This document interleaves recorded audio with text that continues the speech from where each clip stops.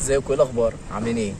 واهلا بيكم في اولى حلقات فوق السطوح. انا عارف بتسال نفسك دلوقتي ايه الفيديو ده او ليه الفيديو ده، بس حقيقي الفيديو ده ما كانش اصلا يتصور علشان كنت عايز الحق الغروب طبعا.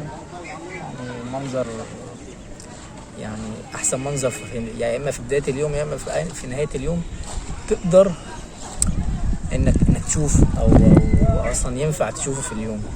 فاعذروني هتلاقوني ملخبط في كل حاجه علشان اصلا مش محضر للفيديو ده ولا كان في تخطيطي، ولكن انا قلت بلاش مثاليه، بلاش ان دايما يبقى كل حاجه كامله.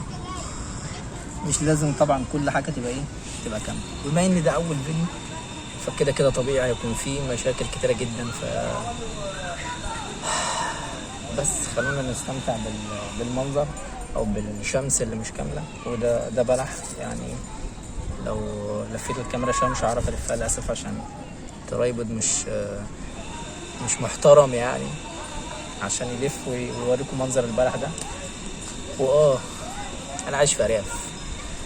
على قد ما بحس ان عقبه او مشكله اني عايش في ارياف، على قد ما ساعات كتير بحس ان انا في نعمه عظيمه، ان في حاجات كتيره متوفره لي. يعني القعده اللي انا قاعدها دي يمكن مش كل الناس بتعرف تقعدها، او هي اول مره انا اقعدها اصلا، بس فعلا مش كل الناس تقدر تقعد القعده دي او عندها المساحه او الامكانيه انها تقعد القعده دي. فبس الارياف مش وحشه وفي نفس الوقت مش حلوه برضه. يعني الارياف ليها مساوئ وليها مميزات كتيره جدا، بس الاهم فعلا هو مدى رضائك انت عن نفسك وعن الوضع اللي انت فيه.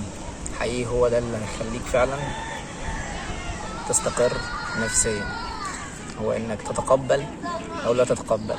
بص، لو ما تقبلتش كون ان الارياف جزء من تطورك، هتفضل حتى لحد ما توصل لاعلى المراتب او لاعلى حاجه انت ممكن توصل لها، هتفضل فاكر ان الارياف ازمه او هي المشكله الاساسيه. يعني ولو انك اتولدت في مثلا في مدينه كبيره او في دوله غير الدوله، كان الموضوع بالنسبه لك هيبقى مختلف جدا. هو اكيد هيبقى مختلف، والتجربه او الاكسبيرينس اللي هتاخدها هتكون مختلفه جدا وهتكون احسن. بس برضو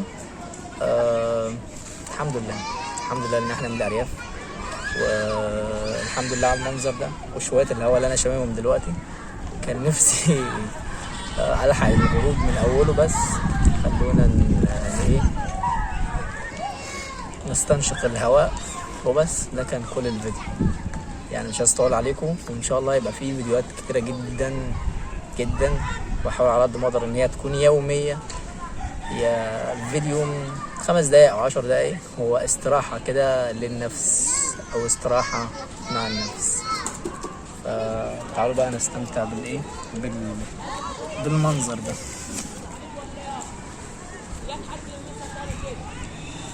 طبعا انا مش شايف غير النخله قدامي، النخله سد عليها الطريق، يعني اعذرونا يا جماعه والله.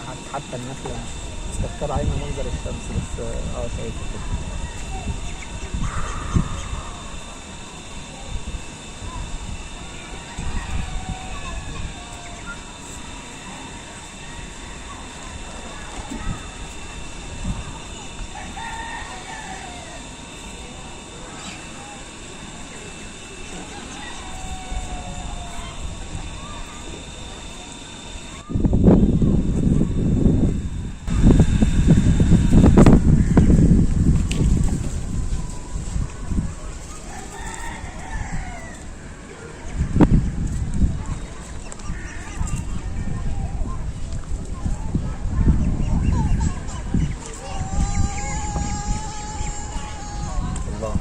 الله فعلا على رأي اسماعيل ياسين. الحمد لله ان احنا مش بندفع حق النفس اللي احنا بنتنفسه.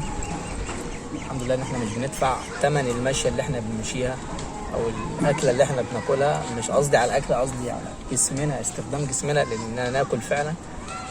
احنا في نعم كتيره جدا فعلا، غير يعني لا تعد ولا تحصى، وفعلا يعني محتاجين وقفه مع نفسنا كل شويه. وبس ده كان كل الفيديو. كانوا فيديوهات كتيره جدا بقى، وان شاء الله المره الجايه ايه نحاول بقى نعمل شاي، يعني يكون البلح ده خلص او يعني اتشال من هنا عشان ايه يدينا فسحايه اكبر شويه او كادر مختلف عشان نقدر نشوف الشمس مع بعض ان شاء الله. ف بس نشوفكم بقى الفيديو القادم ان شاء الله. سلام.